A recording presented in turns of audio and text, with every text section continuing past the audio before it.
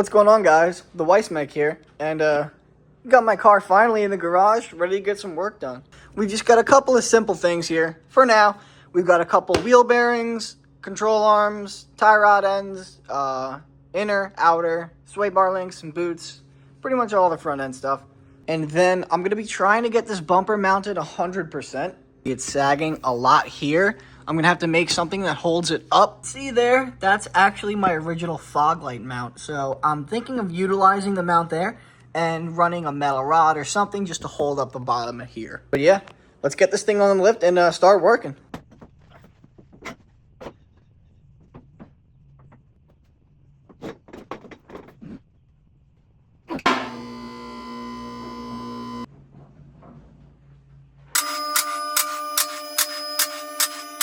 All right, so got her off the ground, into the air. Now we can take a look at some things.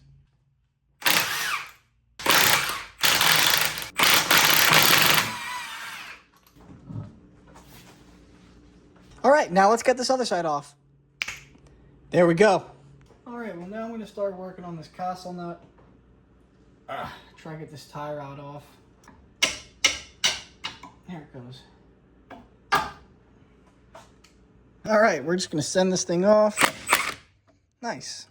Now that it's loose, I'm gonna go grab a hammer and hit this off. You know what? I am replacing it, so I'm just gonna. Yep. All right, it's the next day. Not gonna lie, I kind of was just like, all right, I'm going inside, but we're gonna finish up what we've got doing here now. So I'm going to take off this outer tie rod, the inner one, and yeah, we'll go from there, see what happens. So I'm just going to hit this end nut with a little bit of PB.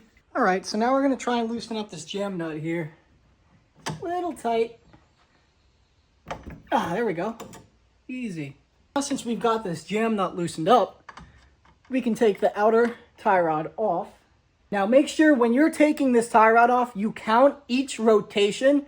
And make sure you write that down, because when you put it back on, you're going to want to use the same rotations so you can get your alignment as close to it was as possible. 3, 4, 22, 23, 23 and a half. Right, now I'm going to work on the inner tie rod.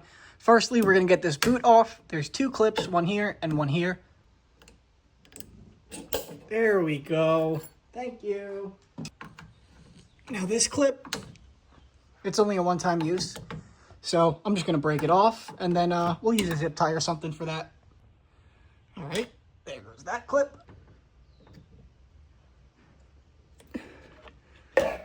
There we go. All right, so now we're going to try loosening this guy right here. All right, we've got out the big boy. This gives me a problem? I don't know. Oh my God. There it goes. Thank you. All right, now that she's off, let's get her all cleaned up, because I'm seeing a little bit of gunk in there. Making sure it's all clean.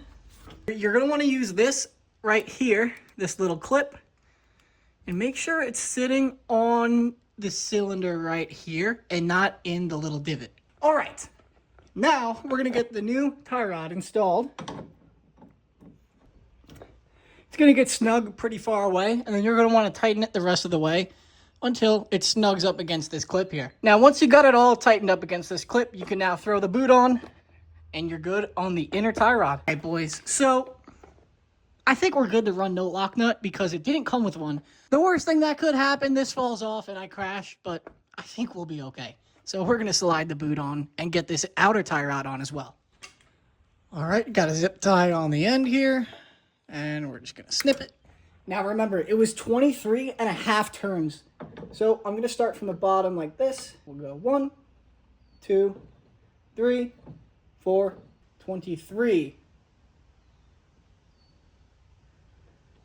And now we're going to go right there. I need this to come in a little bit more.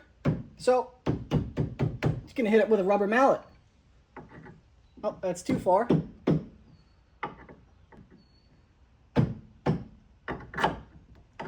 There we go. All right, now that we've got her on there, I've got this lock nut tightened up. Now we can get our castle nut and our pin. Start installing our castle nut. Very nice. All right, let's just snug this guy up. Nothing crazy because we're going to be torquing it down. Let's try and get that little pin on there, huh? So now we've got our trusty gold torque wrenches, and we're going to torque down that castle nut to 35 to 47 foot-pounds. All right, so we've got our torque wrench, and I'm going to torque it to 37 foot-pounds, somewhere right in between the torque specs. There we go. Now let's make sure we can still get that cotter pin in.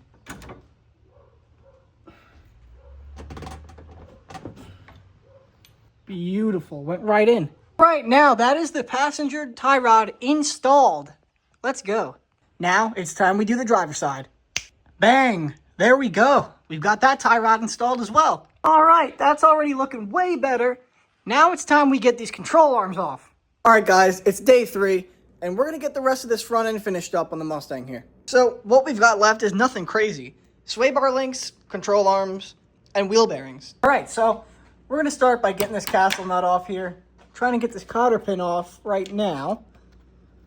All right, now I'm gonna try to work off this castle nut here. It's pretty tight, so we might have to work on it for a little bit. Oh my goodness. All right, now we've got to separate the control arm from the spindle here. So you can hit the back of the control arm and it should come out. All right, so I've banged on the control arm quite a bit, and now as you can see, it's came down and it's flush. Now we're gonna start working on the back bolts here. So, got my breaker bar and my normal box end wrench. And now, there it goes.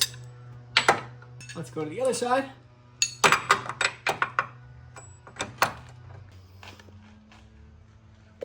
Nice. All right, great. Now we can go get the ratchet. We're gonna have to back this nut in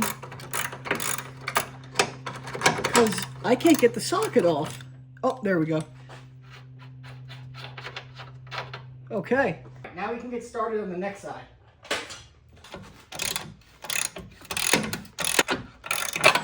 Whoa! Come on now.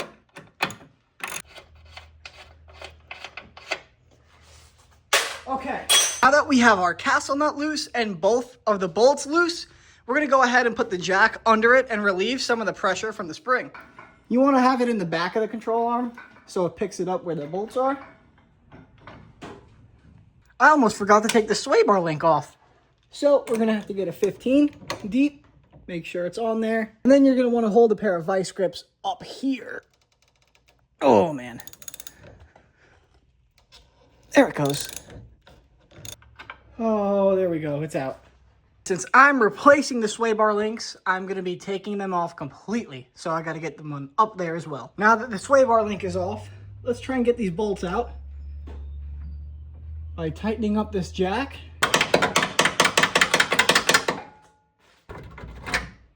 All right, we've got it out. So now what we're gonna do is we're gonna drop this to slowly relieve the spring tension. Please don't explode on me. That would be really nice of you to not explode on me. Now I'm gonna try and fully remove this castle nut.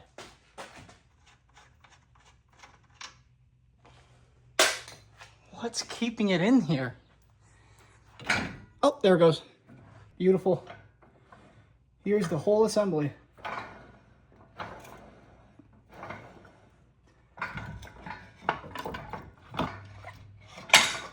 Okay. All right, guys, so since I have the lower control arm off, I gave my shock a quick spritz of black. I also sprayed some in here, just try and stop some rust from spreading. But yeah, let's get the rest cleaned up and get everything installed. All right, so my phone ran out of storage, but we've got the passenger control arm on, we got the passenger tie rod on, and the passenger sway bar link. Now we can start working on the other side. And there we go. The driver's side is completely done. Now I think this is a great spot to leave off on today's video. In the next video, we'll get this bumper 100% mounted, painted, and looking sick. We're gonna take her for a rip. So do me a favor and don't forget to like and subscribe, and stay tuned for the next video. Peace out.